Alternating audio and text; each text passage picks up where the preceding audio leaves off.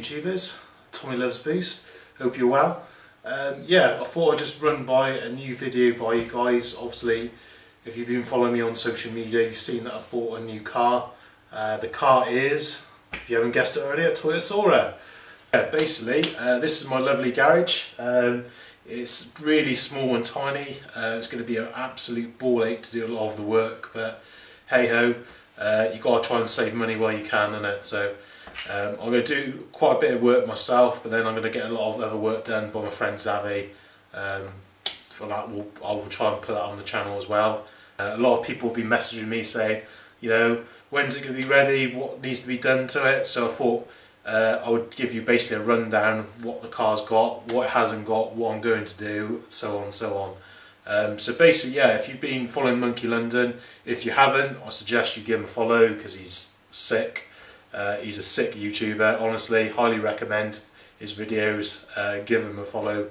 Yeah, make sure you watch his stuff. But yeah, if you haven't followed Monky London, he's basically had a red Soarer for the last couple of years and he's done a build over the years with it. Basically, he's got a lot of projects on the go, and he said to me, hey, do you want to buy this Soarer for a good price? So I couldn't really say no, to be fair. It's pretty much what I wanted spec wise. I was looking for something like a 1JZ, you know, twin turbo engine, which it's got. It's also got the R154 gearbox, and it's got a lot of spec on it. I'll run through the spec quickly on it. So basically, it's a Toyota Soarer. It's got a 1JZ engine, GTE engine, obviously, R154. It's got upgraded clutch on it, welded diff. It's got Tyne, I think it's Super Street coilovers or racing coilovers, one of the two. Yeah, it's got rotor grid wheels on it. It's got vibrant engine mounts. Some of the car's been polybushed, the rear subframe's been polybushed and the diff. And basically, obviously, all the work of putting a 1JZ and manual into a Soarer, because obviously standard automatic, so a lot of work has been done, as you see. And also, again, another really good thing in the car which has been done is the roll cage is HDF. He's quite big in this country, he does a lot of good roll cages.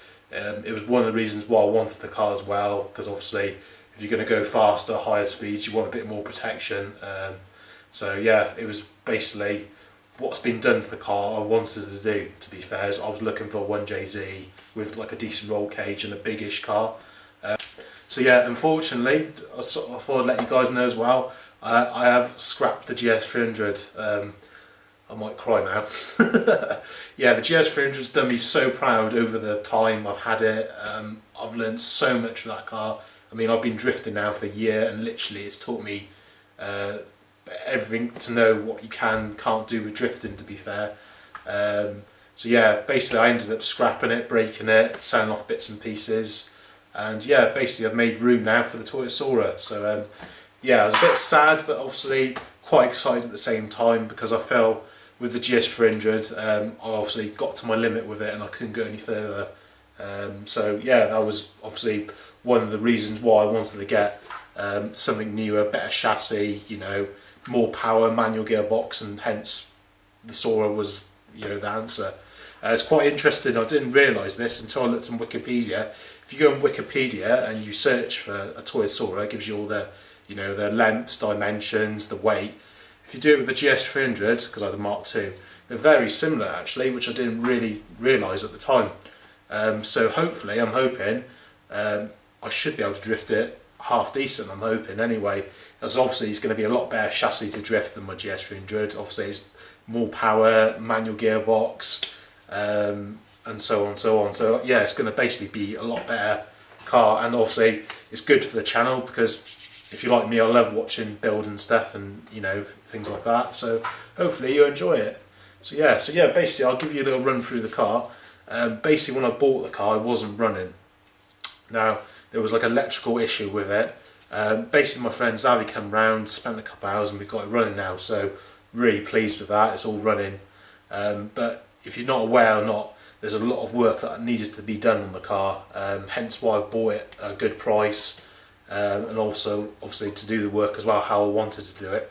So I'm you know, not buying it. It's built, not bought, so to speak. A lot of it has been built, but I'm still going to build it to how I want. So no, there's a lot to do. There's a lot of electrical issues on the car I need to sort out. There's things like the speedo's not working, the windows are not working, I don't think the headlights are working or brake lights. It's general, just nitpicky electrics needs to be done on the car. Also, there's no front mount intercooler, all the pipe work's been done. I'm going to have to do that, obviously. I can't run no intercooler, so that's another thing on my to-do list. The other thing I need to do, if you haven't heard already, there's no exhaust on it at all.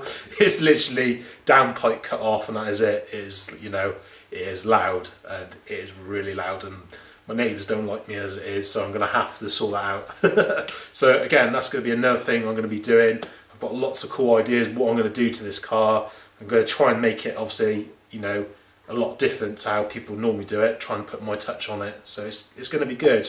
So yeah, that's another thing I need to sort out. One of the things I do want to sort out before I start, you know, doing everything else, is to polybush the whole car, because obviously with drifting you want it as hard as you can possible, not so much body roll. With my GS300 I just literally had some coilovers on it and that was it. I'll know with that, because obviously I'm going to be going a lot faster now. I'm going to need better suspension setup. So my first job on the list of things to do is to polybush it. So probably what I'm going to do, there's not a lot of room in here, I'm going to probably take off all the parts I need to take off, and then I'll show you like a little video of pressing them off and putting new ones in, and then it's a case of undoing, bolting back on. So I'll probably give you like a little video on that as well. So that's probably job number one I'm going to do. Job number two will be probably fit the front mount intercooler. Obviously get the front mount intercooler fitted.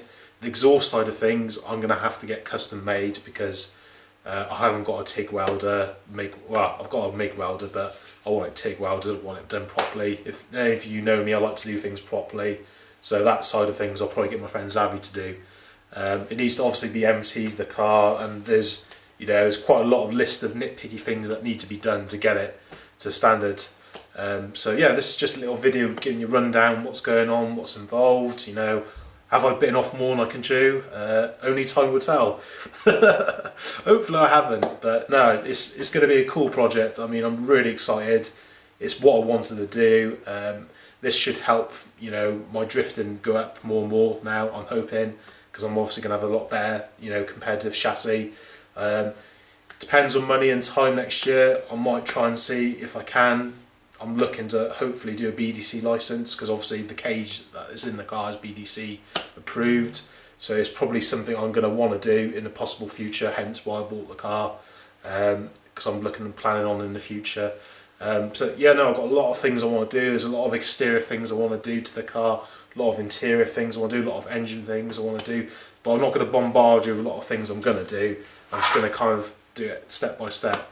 The plan is to get it, obviously, get those 3 main jobs done, start using the car, drive it, because obviously the car's, you know, not been driven for years, so there's going to be a lot of, you know, nitpicky, you know, hidden, you know, gremlins in the car which I'm going to have to address and sort out.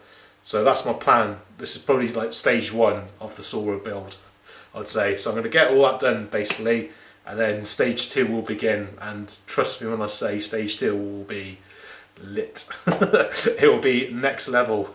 So yeah guys, this is just a little video just to obviously explain what's going on, let you know, I've got loads on my plate, I've got loads to do, I've got loads of car reviews, loads of drifting days booked, I've got loads of things going on, so yeah, just to let you know, that is basically the crack and what's going on. Yeah, so, and I'll basically end the video on that, and see you soon, and yeah, take it easy.